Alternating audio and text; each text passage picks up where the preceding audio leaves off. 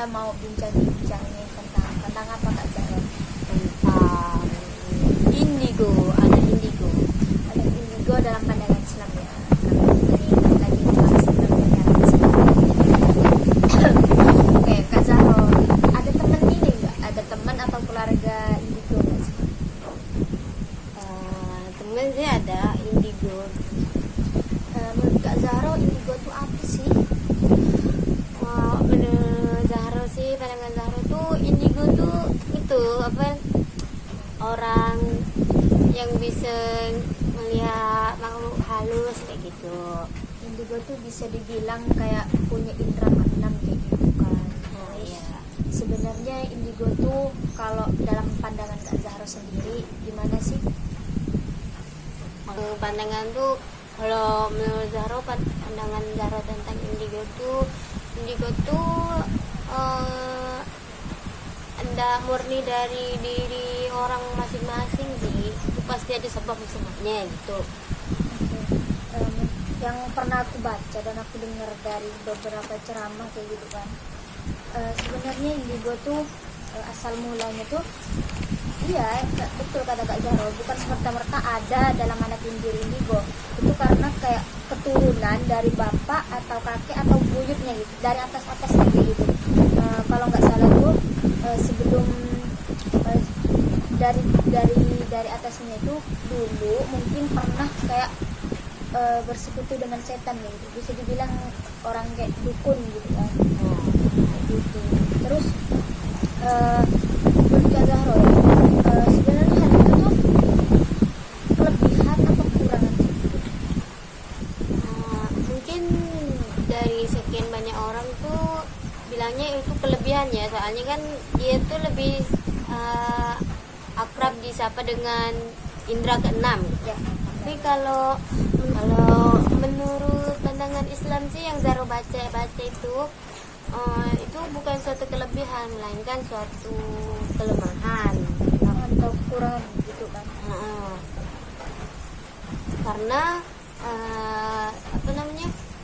di antara banyak orang yang ditutup mata batinnya agar tidak bisa melihat hal-hal yang seperti itu tuh, dia tuh dibuka gitu. Dan sebenarnya kan kodratnya manusia emang nggak boleh, bukan nggak boleh sih, sama Tuhan sama Allah tuh tidak diperkenankan melihat kayak gitu kan. Sementara anak indigo bisa melihat apa yang nggak bisa kita lihat. Itu benar sih, itu sebenarnya bukan kelebihan tapi kekurangan. Dari atasnya aja itu kan kayak udah bersekutu sama setan kayak gitu kan, sehingga mereka tuh bisa punya indera keenam itu yang disebut dengan indigo.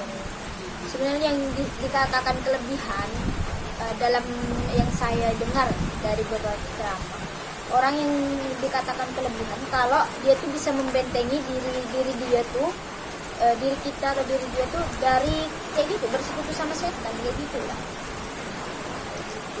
Jadi indigo itu sebenarnya memang bukan kelebihan tapi kelemahan gitu, karena dia itu bisa berinteraksi sama setan gitu kan, ada hubungannya sama setan gitu. Karena nggak mungkin loh, betul kata ceramah agama kayak gitu kan, orang tuh bisa berkomunikasi dengan setan tuh nggak bisa semerta-merta biasa tanpa ada apa sih kayak perantara kayak gitu kan.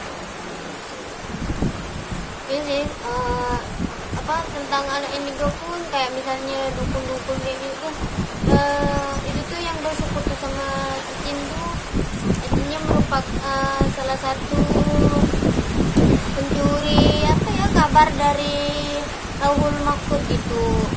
Kadang kan kalau kayak ada meteor jatuh, itu sebenarnya itu bukan meteor tapi anak panah malaikat yang melempar jin yang mencuri kabar dari Lauhul Mahfuz gitu. Jadi sebenarnya sangat kalau bicara anak indigo itu kan berhubungan dengan persetanan gitu, setan dari jin gitu. Oke. Dalam Islam sendiri pun ada beberapa cara buat ngobatin kayak gitu kan. Bisa dengan bisa dengan kita tuh mendekatkan diri. Terus lebih kalau dari kecil kan sebenarnya anak indigo tuh kayak kan keturunan kan, nah nanti kalau dari keturunan jadi kakeknya itu dari ke anaknya, terus dari anaknya itu melahirkan anak lagi kan, itu di antara saudara-saudara itu nanti kan ada kan. Nah, itu makanya kayak lebih mendekatkan diri kayak gitu. Sebenarnya kan emang bisa kayak gitu, bisa disembuhin, bukan nggak bisa disembuhin.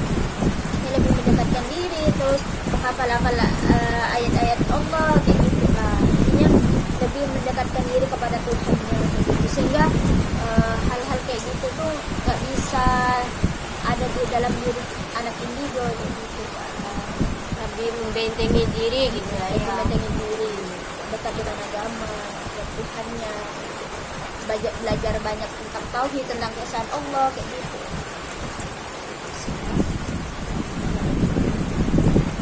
Oke guys, cukup cuman kayak gini aja sih bincang-bincangnya nih, yang sederhana. Mungkin next time bisa bincang-bincang lagi tentang hal-hal apa gitu lah, yang lebih menarik gitu. Sekian dari kita. Assalamualaikum warahmatullahi wabarakatuh. See you next time. Goodbye. Happy weekend. Di weekend.